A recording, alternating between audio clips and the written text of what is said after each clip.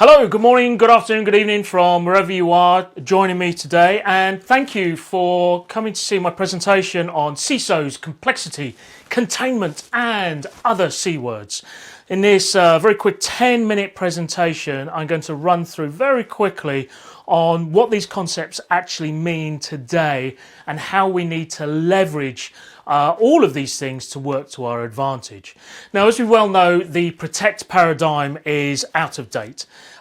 We no longer can just look at putting endpoint protection onto our systems and hoping that it's going to find everything before it happens. That's not the case.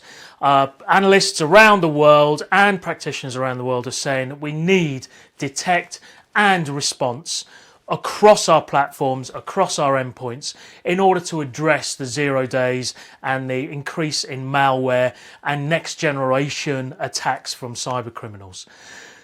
NotPetya just a few years ago is a very good example of this. It came out of the Ukraine. It was targeted initially at an accounting software, which then had the malware embedded into updates, which it sent around the world to its various clients.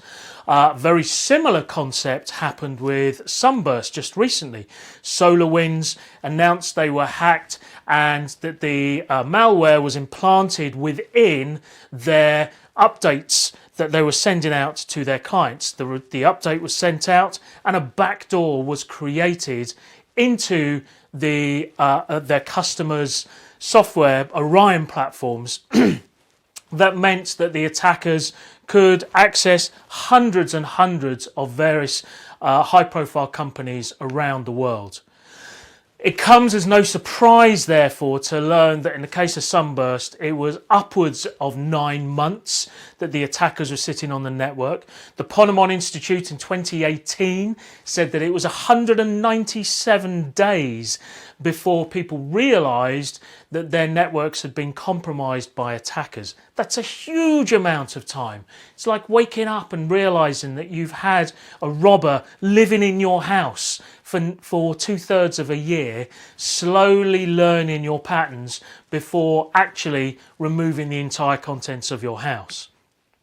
And the challenge with this approach is they are taking away and attacking our central tenet that we put across to our user base on how they can protect themselves from these attacks, which is run your updates, run the latest patches. They're now attacking these very mechanisms that are allowing us, or allowing them rather, to be able to attack the systems that these updates are run on. This third-party risk management has never been more important as a result. And in fact, Kuppinga-Cole in December 2020 said that protection from known threats alone is no longer a feasible security strategy, and that actually we need to focus on products that detect and investigate suspicious activities as part of what they do. Endpoint detection and response is the only way that we can start to address some of these things. Now, in simpler times, a CISO would find that they only had to take account of the confidentiality, integrity and availability of things, and certainly safety was thrown in there in certain environments. Of course, now we've got so many other attacks. Yes, of course, they're attacking the confidentiality, integrity and availability, but this broad plethora of attacks is just so great. It is no surprise now that CISOs look like this now. They're getting stressed. They are being attacked on all sides, being measured by failure and constantly waiting for the next attack. And attacks come. They come on a regular basis. As we've seen, they even attack 3, 6, 9 months ago and we don't even know about it. So what happens when you get attacked? What happens? How do you deal with it? Well, any kind of incident has generally 3 phases: a pre-incident, a peri-incident and a post-incident. Pre and post are times we tend not to worry too much about. Pre is bliss for ignorance, we honestly don't know. And post, well, actually we're washing up, we're learning, we're trying to make sure it doesn't happen again. That peri-incident period, that is very, very critical. That is the amount of time that you are potentially out of business. this time is taken up with a number of steps, from it actually happening to being able to detect it. Hopefully, with the right EDR solutions, an automatic response might happen, which may contain it. It may even be able to roll back those changes. But an alert will happen nonetheless, an alert that can be identified or reacted to, and then the actual attack identified. We can then investigate, see what happens, carry out any manual response that might be required, and then verify the containment has actually worked, making sure that what we have done is effective, and then it's contained. This process actually can take quite a long time in some cases. Now, what we're not suggesting is that we take the human being out of this.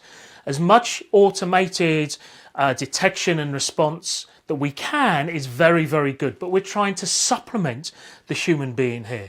There's no substitute for being able to shoulder tap someone, for being able to physically lift a computer off the environment and take it into a safe space in order to rebuild it, etc. We have to ensure that our technology and our human beings work together effectively. Now, when I said that this time to containment can take a long time, the Ponemon Institute, again, 2018, said 69 days. That's over 2 months. Perhaps some good news, or maybe just a statistical blip.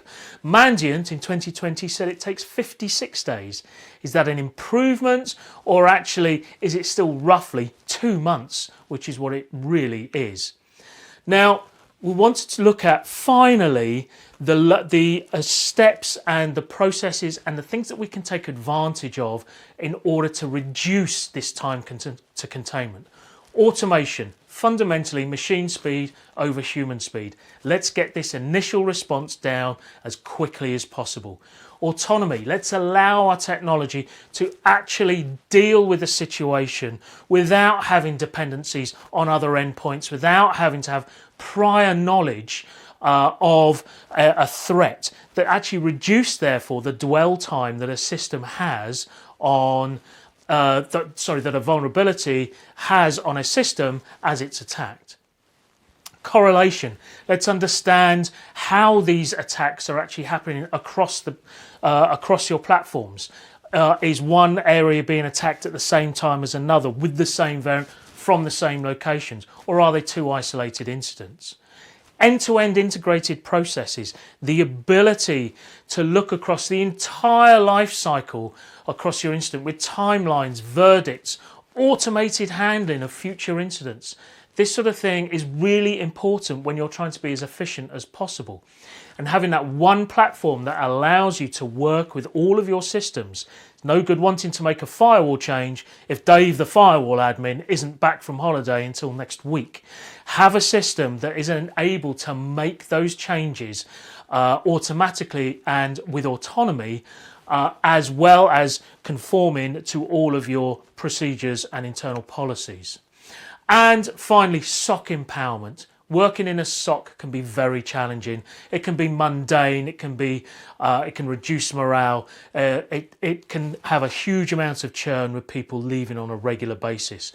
Empower these people to do the jobs that they're paid to do and to actually act with autonomy and be able to fix your problems. This is the ideal solution, and this is the approach that we can take to actually reduce that time to containment. Thank you very much for your time. I hope you enjoyed it, and you can contact me at either of these two internet residencies. Thank you.